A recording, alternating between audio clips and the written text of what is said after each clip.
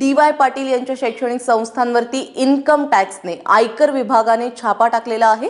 कार्यालयातील कर्मचारी वर्गाला आत जाण्यास मज्जाव केलेला आहे। आपला प्रतिनिधी नाजिम मुल्ला आता आपल्याबरोबर आहे। नाजिम, काय अधिक माहिती कळतीये?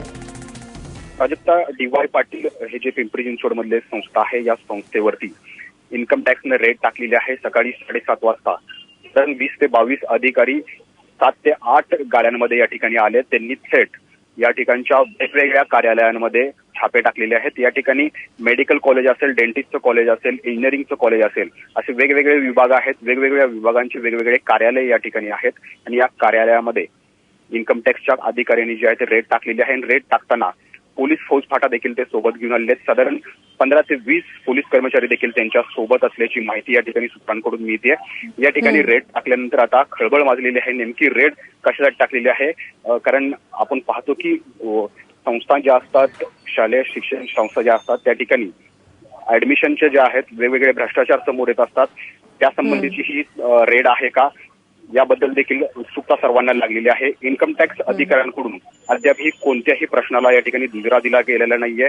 कशासाठी हे रेड टाकली आहे हे अद्यापही स्पष्ट करण्यात आलेलं नाहीये। मात्र या रेडमुळे या ठिकाणी सर्व शैक्षणिक संस्थांमध्ये जे आहे ती खळबळ माजलेली आहे। कारण DY पाटील यांच्या महाराष्ट्रभर ज्या आहेत त्या वेगवेगळ्या संस्था या ठिकाणी आहेत। कुठे कुठे टाकली आहे ही रेड अद्याप हे स्पष्ट झालेलं नाहीये। मात्र पिंपरी चिंचवडच्या या DY पाटील मधल्या संस्थेमध्ये तरी 3 ते 4 कार्यालयांमध्ये या ठिकाणी हे सर्व अधिकारी डिवाइड होऊन या ठिकाणी एकाच वेळेला सर्व कागदपत्रांची छाननी करतायत। महाराष्ट्रभर कुठं रेड टाकलेली आहे हे अद्याप स्पष्ट झालेलं नाहीये। प्राजक्ता, मात्र या ज्या शिक्षण संस्था आहेत पिंपरी चिंचवड मधल्या, या कुठल्या विभागाशी संबंधित आहेत? म्हणजे DY पाटीलच्या सगळ्या विभागांमध्ये शिक्षण संस्था आहेत, इंजिनिअरिंग कॉलेज आहे, मेडिकल कॉलेज आहे, कुठल्या संस्था आहेत हे कळतंय का?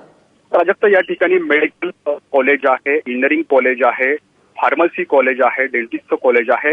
या ठिकाणी 4 ते 5 विभाग आहेत। त्यातल्या 3 ते 4 विभागांमध्ये हे अधिकारी या ठिकाणी येऊन त्यांनी धाडी टाकलेली आहेत। सकाळी 7:30 वाजल्यापासून आता 11 वाजलेले आहेत।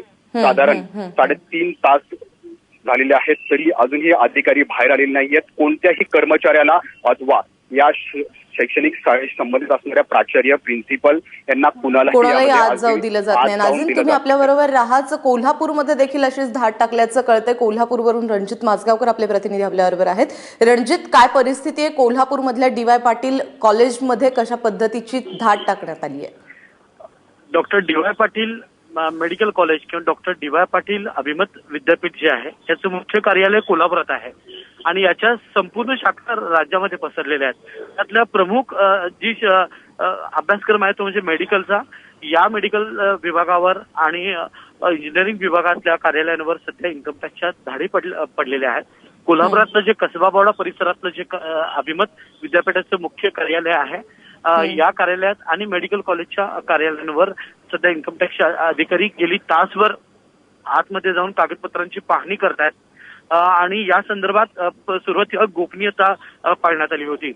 कॉलेज परिसरामध्ये दैनंदिन रुटीनची जी कामं आहेत ती चालू आहेत। मात्र शासकीय अधिकाऱ्यांच्या ज्या गाड्या आहेत या गाड्या मात्र या ठिकाणी आणण्यात आलेल्या नाही आहेत। सुरुवातीला या संदर्भात कुठलीही माहिती नव्हती। मात्र ज्या पद्धतीने महाराष्ट्रातल्या इतर जिल्ह्यांमध्ये या धाडी पडलेल्या आहेत ही बातमी समोर येतात। साधारण 7:30च्या दरम्यान हे सर्व अधिकारी एकाच वेळी या सर्व कार्यालयांमध्ये गेल्याची माहिती कळते। कोल्हापुरामध्ये मात्र 8:30 नंतर हे अधिकारी दाखल झालेले आहेत आणि बावडा परिसरात जे कार्यालय आहेत या कार्यालयामध्ये जाऊन अधिकारी यांची चौकशी करतायत, माहिती घेत आहेत आणि कागदपत्र पाहतायत। रणजित, किती अधिकारी आहेत ही धाड टाकली आहे त्यांनी? आणि त्याचबरोबर DY पाटील संस्थेकडून या संदर्भात काही कळू शकले का की याआधी कधी कार्यालयाला आयकर विभागाकडून काही नोटीस आली होती की आज अचानक धाड पडतीये? एकूण अधिकाऱ्यांची संख्या अद्याप समजू शकलेली नाही।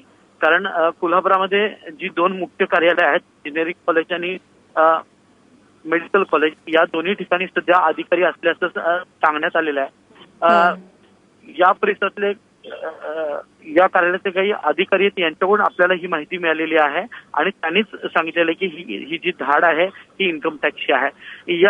एकूण यापूर्वी असा प्रसंग गेल्या 4 ते 5 वर्षात तरी उद्भवलेला नाही। मात्र हे जे अधिकारी तपासणीसाठी आलेले आहेत याला अभिमत विद्यापीठाच्या वतीनं पूर्ण सहकार्य करण्यात येईल अशा पद्धतीनं देखील सांगण्यात येत नाही.